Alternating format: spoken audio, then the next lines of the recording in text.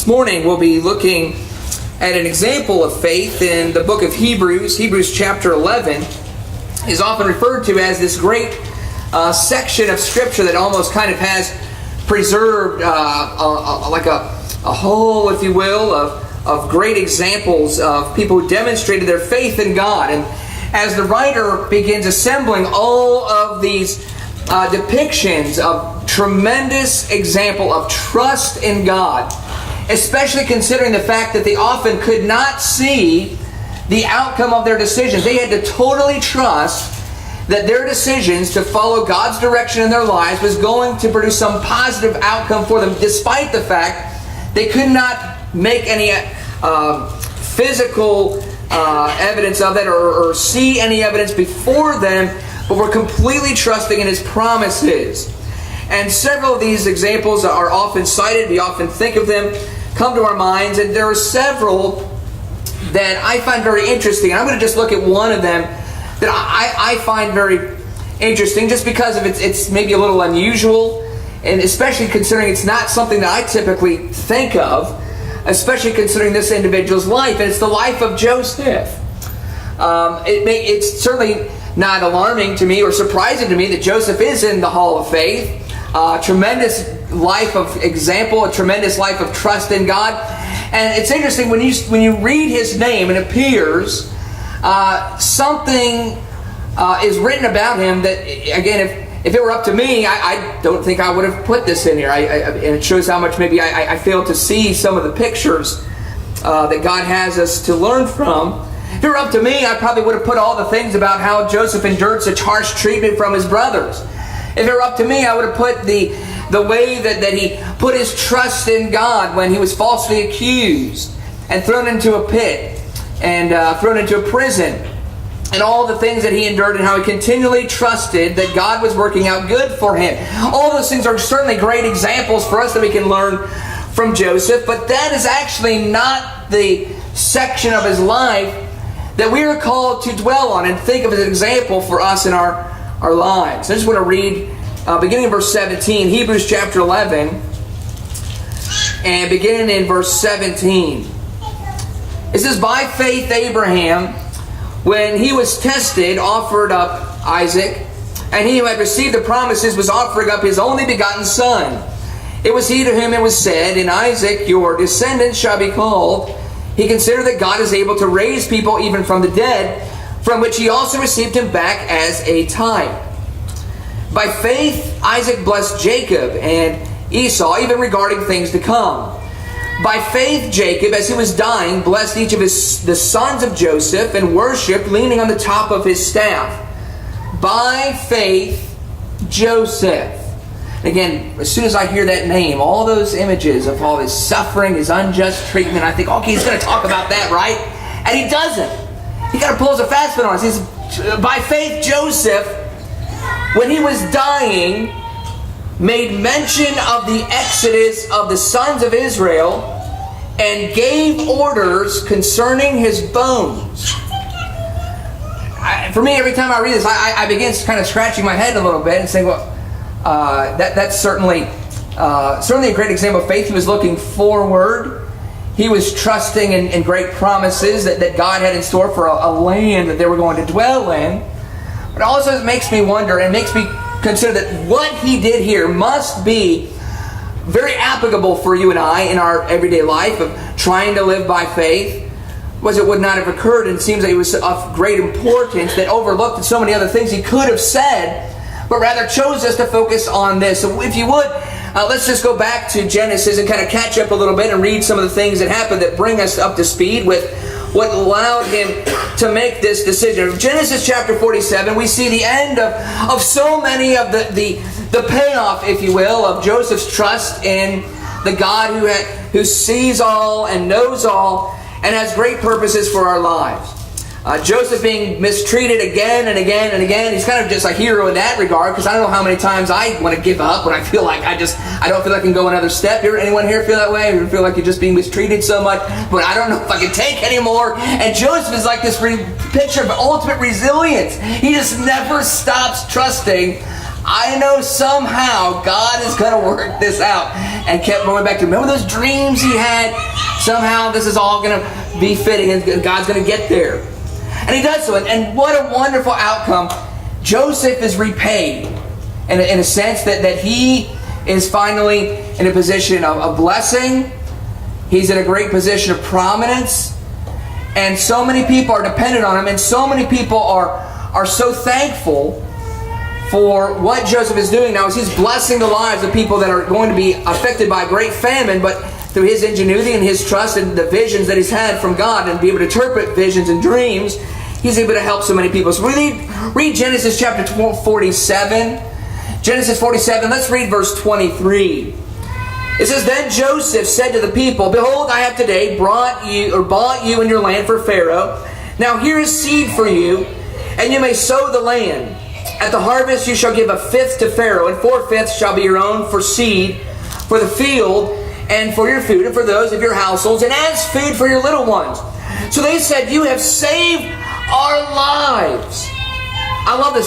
This end result of Joseph being mistreated, mistrusted, abused, taken advantage of.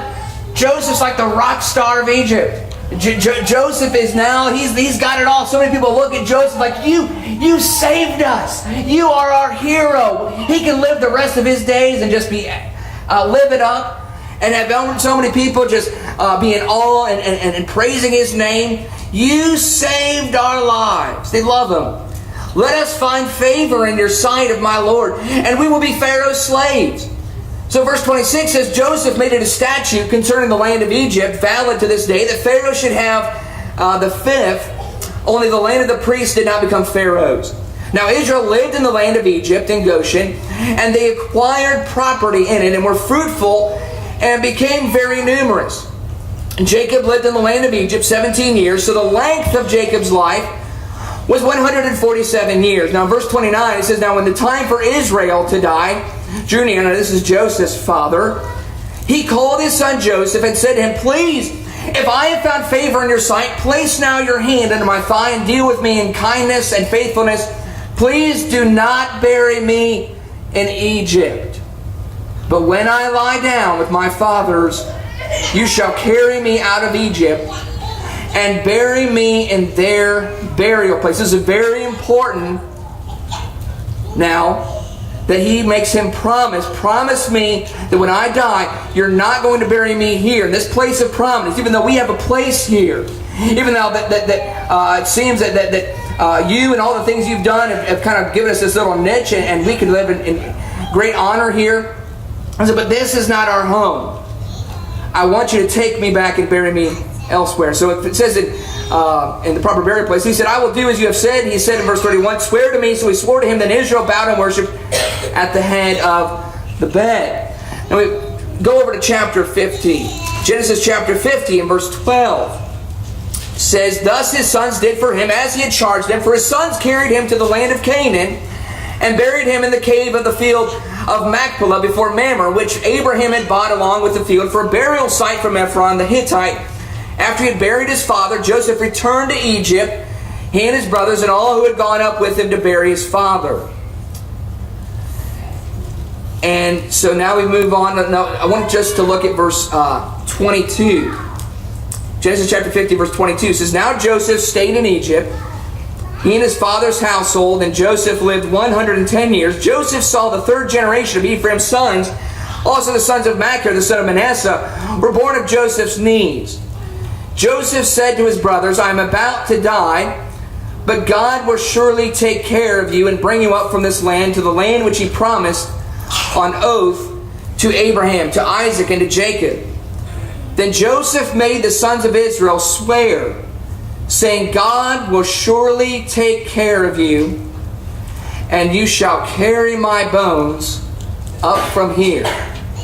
So Joseph died at the age of 110 years, and he was embalmed and placed in a coffin in Egypt. Now, as we go to Hebrews chapter 11, apparently this statement of Joseph is to be for you and I a tremendous example of how we are to look forward and how we are to make sense of the current life we have now. And apparently Joseph, it says that of course he has this great fame, this great promise of safety and security in this land, of all the good that he has done. He's being paid back for all these things, and God is with him. And he makes this promise to then his further descendants. God is surely going to be good to us. God is going to take care of us. But I want you above all things to make this promise for me, that however things turn out from here on out, always remember God will be with you. Never ever forget this. God is going to be with you. And linked with that promise is as surety of how good God is always going to be with us and for us. I don't want you to ever bury me here. Instead, he wanted to have his body preserved. It's embalmed the way the Egyptians did. And he's embalmed. And so for the next 400 years, basically, they're enslaved. There was always going to be the presence of Joseph there. Always going to be this remembrance of what? You aren't staying here. This is not your home. Regardless of how good things are here, and they were good, they were great. And that's what amazes me. Joseph makes this promise. Wow, things were so wonderful. Well, he could very well make a statement to his children saying, no matter what happens, just do whatever you can to stay here. After all, look at how good they're being to us. Look at how we're prospering here. Look at the advantages we have now in our name. Instead of that, and he says, always remember, no matter what happens here, never forget the promise that you are going somewhere else. And so always in their presence was the embalmed body. He was always physically there. In fact, if you go forward in Exodus chapter 1, there's this beautiful picture when Israel is they're finally having this promise fulfilled. They leave the slavery. And the scriptures tell us they made careful arrangements, and they're taking the bones of Joseph, and they carefully made arrangements to carry his body and carry his bones and fulfill this promise. Go over to Exodus chapter 1. And note what it says in verse 8. Exodus chapter 1 verse 8 says, Now a new king arose over Egypt, who did not know Joseph. He said to his people, Behold, the people of the sons of Israel are more and mightier than we. Come, let us deal wisely with them, or else they will multiply, and in the event of war they will also join themselves to those who hate us, and fight against us, and depart from the land. So they appointed taskmasters over them to afflict them with hard labor. They built for Pharaoh storage cities, Pithom and Ramses, but the more they afflicted them, the more they multiplied and the more they spread out. Of course, all these things are happening, and finally we read in verse 14, And they made their lives bitter with hard labor and mortar and bricks and all kinds of labor in the field, and all the labors which they rigorously opposed on them. But we fast forward to Exodus chapter 13. Finally, God fulfills His promises, releases them from this hardship. And this beautiful picture in Exodus chapter 13 and verse 17. Read verse 17. It says, Now when Pharaoh had let the people go, God did not lead them by the way of the land of the Philistines, even though it was near. For God said the people might change their minds when they see war and return to Egypt. Hence God led the people around by the way of the wilderness to the Red Sea. And the sons of Israel went up in martial array from the land of Egypt. Moses took the bones of Joseph with him, for he had made the sons of Israel solemnly swear, saying, God will surely take care of you, and you shall carry my bones from here with you. What I love about this is this links the promise, what it means when Joseph said, God will take care of you. Could they have had a reason to doubt this when they're being beaten by their taskmasters? Where's God now? I thought God said He's surely going to take care of me. I thought Joseph assured us things were going so great for us. Surely He meant that it's going to continue that way, right? No. Kind of have the roller coaster ups and downs, right? Well, what is the ultimate promise? God will take care of us. When we sing that hymn, God will take care of you. Don't we sing that hymn, a beautiful hymn? God will take care of you. And He does. It's amazing when we see the moments when He intervenes for us. He protects us. We see times when we're suffering and God comes to our aid and He helps us. And so for those moments, we are truly ultimately grateful. We know that God hears our prayers and He hears our petitions and He comes to our aid so many times. We also have various times when He allows us to suffer, allows us to endure hardship. But that overarching promise of God will take care of you, when Joseph said those words, he meant this is a future care.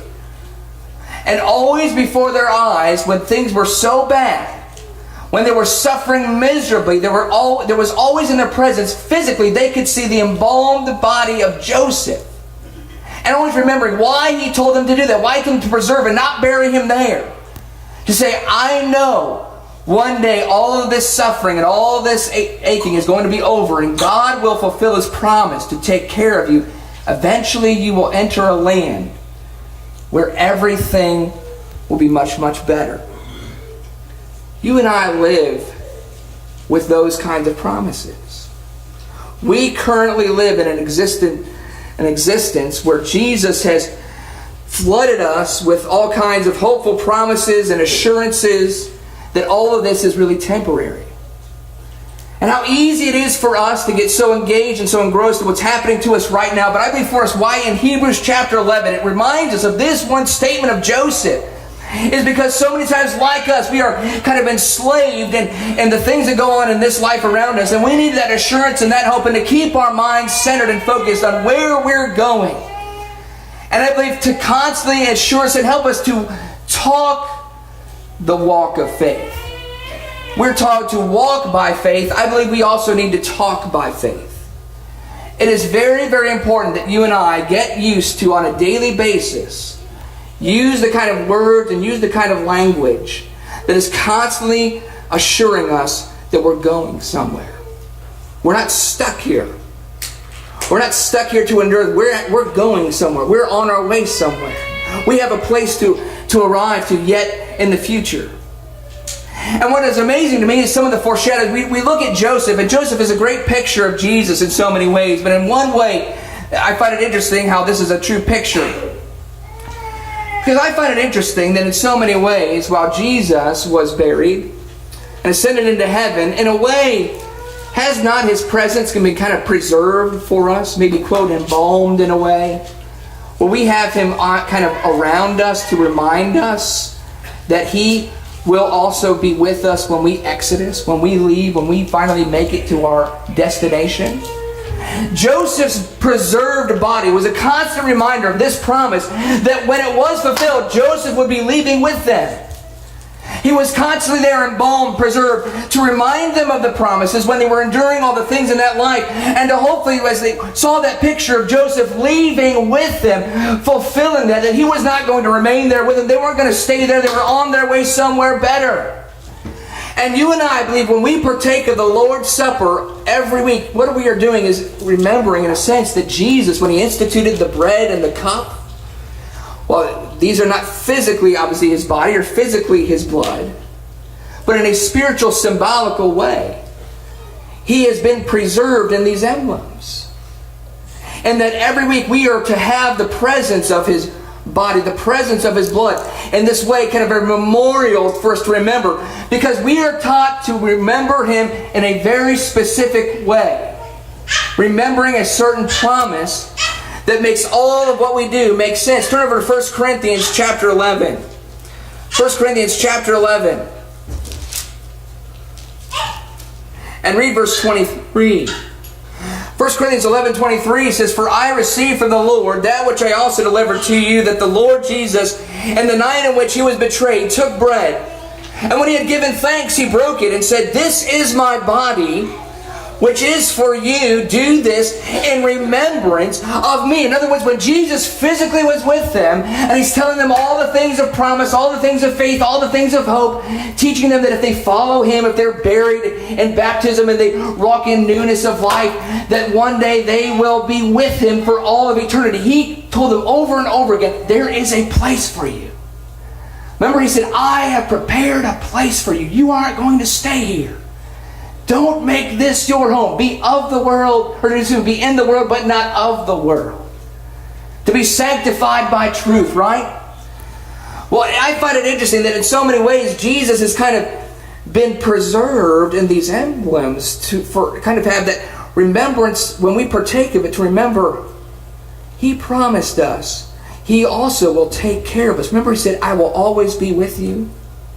Go into all the world, preach the gospel to every creature. And lo and behold, in all this age, I will be with you always. Joseph was preserved in a way to always be with them for a single purpose, to remind them that they are going somewhere. Listen to what Paul says that we need to keep in mind when we partake of the Lord's Supper. 1 Corinthians chapter 11 and verse 23, For I received from the Lord that which I also delivered to you, that the Lord Jesus, in the night in which He was betrayed, took bread, and when He had given thanks, He broke it and said, This is my body, which is for you. Do this in remembrance of me. In the same way He took the cup also after supper, saying, This cup is the new covenant in my blood. Do this as often as you drink it in remembrance of me. Note verse 26. For as often as you eat this bread and drink this cup, you proclaim the Lord's death until something happens in our future. Until He comes. And guess what? That picture of the mass exodus and the picture of them leaving with the bones of Joseph, He's not going to be with them there. He's going to be with them in a future place. We are to remember Jesus, and He's kind of been preserved in these emblems for us this first day of the week, to assure us of amazing promises He has also made to us, that He will take care of us. He will eventually lead us out of here. And as long as we continue to have our faith and trust and serve God loyally, we will be rewarded. Jesus also has instructions for the final resting place of our bones. In John chapter 14, verse 2, He says, In my Father's house are many rooms. If it were not so, would I not have told you? I go to prepare a place for you. I believe one of the reasons I find it interesting that Hebrews mentions, it says this was an act of faith. It says He gave instructions. He spoke confidently and assuredly, do not put me here, because when we leave, when we're out of here, I want you to remember that you're going someplace, that God will fulfill that promise, because after 400 years of bitter, enslaved lifestyle, you're going to feel neglected, you're going to feel discouraged. But here in the presence of them was the preserved body of Joseph to assure them, I promise you, you will enter that land. And to assure that promise, I'm going there with you. One day we'll be there together. And I believe you and I need to take maybe a lesson from this and get into the habit of speaking so assuredly and confidently more often in our speech. Reminding ourselves that all of this is but for a moment. Reminding ourselves that as we partake of the Lord's Supper, it is a reminder of the great promise that Jesus makes to us of all that He's done for us, but the foreshadowing of the future dwelling place that we will all be able to be in, and reminding us that it's coming one day, He will come and take us there. It reminds me of something that we are challenged with over in the book of Colossians, something I think to myself every now and again, just the challenge to be thinking and speaking of the reality of realizing that this is all temporary. It's so easy to just get so engrossed in all these things, and they dominate our thoughts, they dominate our thinking, and pushes out the thoughts of faith. But Colossians chapter 3 verse 1 says, Therefore, if you have been raised up with Christ, keep seeking the things above, where Christ is, seated at the right hand of God. Set your mind on the things above, not on the things that are on earth. For you have died, and your life is hidden with Christ in God. When Christ, who is our life, is revealed, then you also will be revealed with Him in glory. So much of Scripture, so many of the words of the apostles spoke with such encouragement and hope to the early disciples, early Christians, with such certainty. He wanted to train them and get them in the mindset of speaking this way. Why? Because their lives oftentimes were very difficult, very troublesome.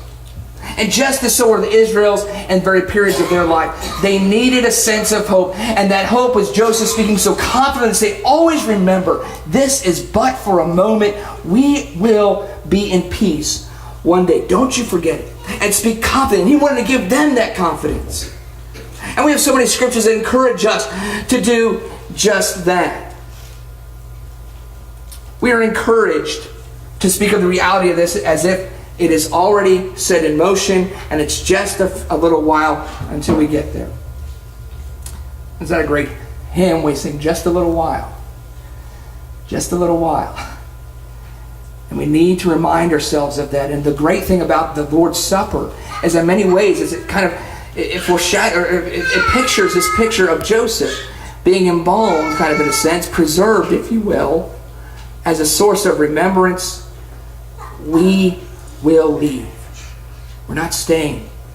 This is temporary. Imagine, if you would, that you were on an airplane and the destination that you were headed to was this tropical paradise. And you weren't going there to visit. You're going there to stay. You're retiring. No more phone calls. I see Sharina. She's always saying, yeah, now we're talking paradise. No more work. No more crazy schedules. No more trying to shove, I'll get to this later. I don't have time to relax right now. I've got all this work to do. Imagine you are literally on a plane, just a few hours, and you are literally going to be in the paradise of everybody's dreams, and you get to spend all of your days there. Now imagine, wouldn't it be kind of odd if you're on your way there, and at the few hours on that plane ride, all you seem to want to talk about to the other passengers is that little gift shop that you saw in the airport? And your just thoughts are dominated by just all the little trinkets and maybe some of the newspapers and some of the stories that were going around, and you were just so dominated in the thinking of all the things. Maybe there were some things that kind of attracted yours or brought your curiosity to it, and you just thought it would be enjoyable. But yet you're headed to a place of paradise. I sometimes feel that struggle in my own life, to forget that I am, by faith, on my way to paradise. That's what many ways this observance, this Lord's Day is about, is reminding us the trip we're on. We're on our way there. Let's not dominate our thinking and our thoughts about the gift shop of this world, the temporary things that so many times dominate our thoughts. And there are some wonderful things, obviously, that we're thankful for, that God blesses us with here, no doubt. So many wonderful opportunities that God gives us to enjoy here that we surely can be thankful for. But let us never forget that they're temporary in nature, and we are on our way to receiving a greater blessing. Let's not forget that. In fact, that is the truth. That's the way, really, Scripture words it, of so many individuals that were on their way there. I love the language in Revelation chapter 2, verse 7. It says, "To him who overcomes, I will grant to eat of the tree of life, which is in," notice, "the paradise of God." We're on our way to paradise. I love the language of Jesus, remember, to the thief on the cross. Luke 23:43, remember his language? He said, "Truly I say to you, today you shall be with me in paradise." Now, I don't know about today, but I do know the Scriptures tell me one day, someday, that's the language. Fill in the blank. You and I will be in paradise. If we stay faithful, if we stay true, all of this is but for a moment. Revelation 22, 1-5 has a brief description of this paradise. It uses that language. Revelation 22, verse 1 says, "Then he showed me a river of the water of life, clear as crystal, coming from the throne of God and of the Lamb, in the middle of its street. On either side of the river was the tree of life, bearing 12 kinds of fruit, yielding its fruit every month. And the leaves of the tree were for the healing of the nations. There will no longer be any curse, and the throne of God and the Lamb will be in it. And his bondservants will serve him. They will see his face, and his name will be on their foreheads. And there will no longer be any night, and they will not have any need of the light of a lamp, nor the light of the sun, because the Lord God will illumine them. And they will reign forever and ever." Sometimes whenever I read that description, something that helps me realize the brilliance and the magnitude of this and appreciate it, is I I remember one time, I forget what it was I was looking for. I think it was something maybe in the backyard, or maybe just out of habit for what you reach for when you're searching for something. So I grabbed a flashlight. And I remember thinking to myself as I turned that flashlight on and nothing happened. Actually, the light did turn on, but I didn't notice anything because it was in the summer, and it's in the middle of the day. It was like in the afternoon, and of course, it's not gonna. The sun's bright enough. That's giving me all the light I need. A flashlight's not gonna do much. Picture Jesus in that way with the sun. The brightness and the brilliance of the sun, there's no need of it. It's kind of white noise compared to the brilliance of the light of God in heaven. This magnitude of joy, this magnitude of healing, this magnitude of peace. We're on our way there. It's just a matter of time. So it encourages us to dig in with faith, to have endurance, to have courage, to love with all of our being, to love the Lord our God with all our hearts, all our mind, all our souls, and to love our neighbor as ourselves, and to speak of these things to one another. To encourage each other. And that's why this picture of Joseph pops up as an example of faith. Because while we have examples of people who walked by faith, this is a great example of someone who talked by faith. And we need to do the same. Sometimes we walk by faith, but we sometimes fail to talk by faith. But the more we speak in this way, the more we assure each other. In fact, actually the scriptures tell us to do so. Turn to 1 Thessalonians in chapter 4. 1 Thessalonians chapter 4, beginning in verse 13. It says, "But we do not want you to be uninformed, brethren, about those who are asleep, so that you will not grieve as do the rest who have no hope. For if we believe that Jesus died and rose again, even so God will bring with him those who have fallen asleep in Jesus. For this we say to you by the word of the Lord, that we who are alive and remain until the coming of the Lord will not precede those who have fallen asleep. For the Lord himself," this is what we are to remember. We are to remember this vision, this picture, as we partake of the Lord's Supper. "The Lord himself will descend from heaven with a shout, with the voice of the archangel, and with the trumpet of God, and the dead in Christ will rise first. Then we who are alive and remain will be caught up together with them in the clouds to meet the Lord in the air. And so we shall always be with the Lord." Notice verse 18. Don't just think about these things. Don't just meditate about them, but notice verse 18. "Therefore comfort one another with these words." Joseph was essentially doing that with his own people, comforting them with these words. "My bones will not put here, because this is not where I live. This is not where I reside. Regardless of how wonderful it would be to stay here." In that particular moment, how quickly things change, right? How quickly things change. There is no certainty, even while things may be give us a wonderful reason to make this our home. Things are going great for us. To also realize how temporary those moments are. No guarantee. So all the more reason for us to not only live by faith, but to talk by faith. Reminding ourselves not to make this our permanent dwelling place, but to think of that future existence. To encourage each other. I bring these words to us in this example just because it was something that was on my mind. I was thinking of a brother who recently passed away in the Ohio Valley this great morning for a great faithful servant of God, George Foudy. He's a great faithful Christian. And he passed away this past week. And as I was thinking about George, he was someone, when I think of what Joseph did, he had a tendency of talking that way. He had a tendency of talking to individuals on a day-to-day basis that when you were in conversation with him, he always brought up in our minds the temporary nature of this life. There was never a moment, I can remember vivid conversation, even times you think maybe, well, do we really have to talk about that now? I remember I was at an Indians game with him.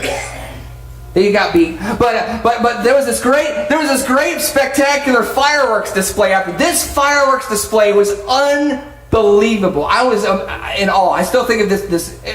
You had fireworks going off the top of the stadium like in sequence. It was all set to music. It's insane. And I always just, my mouth was just like down, I couldn't pick it up. Maybe we should put some hot dogs in there, so maybe. But it was just down on the floor. And George looks at me, and he was with me at this baseball game, and he's amazed. And it was natural for him to do it. He just said, "Boy, Daniel, that was amazing, wasn't it? Sure won't hold the candle to when the display of fire comes down and destroys all these things that are temporary." And one day we're going to have some brilliance of the light of God, and we're going to be seeing things that knock this out of the way. And I remember thinking, that's true. I'm kind of caught in this moment of how amazed. I didn't want that moment to end. Just come back again and have it all over again. And there's George with kind of like Joseph. Remember, this isn't where we live. There's something so much better. And he had that way of speaking. And so as I think about George, I thought about just examples that I found worthy of noting in his life, and that was certainly one of them. And I think it stands to reason fitting to look at that passage in Hebrews chapter 11, because I think in many ways that's what the writer is telling you and I to do. That's what his example serves for. That he didn't just walk by faith. We have great examples of Joseph walking by faith, right? Here's an example of Joseph talking by faith. Don't put my bones here. I'm sure there's a lot of reason for us to celebrate right now, right? A lot of reason for us to soak this moment in. I'm kind of the top dog right now. This isn't what it's about. We're going to Canaan. Don't ever forget that. And his body was preserved to always remember, no matter what their situation was, we're leaving here, and I'm coming with you.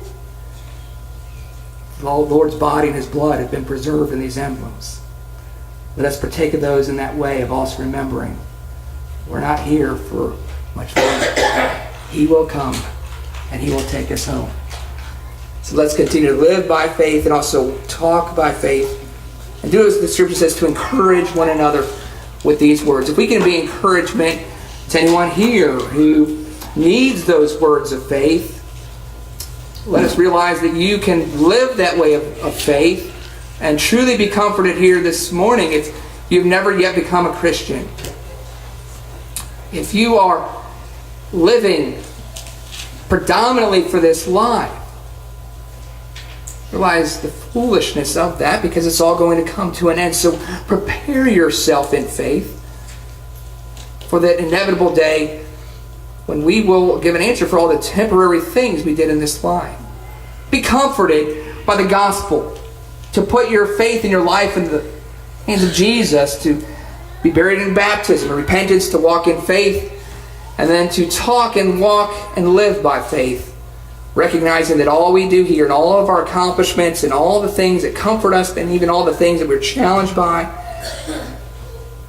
our bones don't belong here. Jesus has prepared a place for us, a permanent dwelling place for us. He has many rooms. There's plenty of room.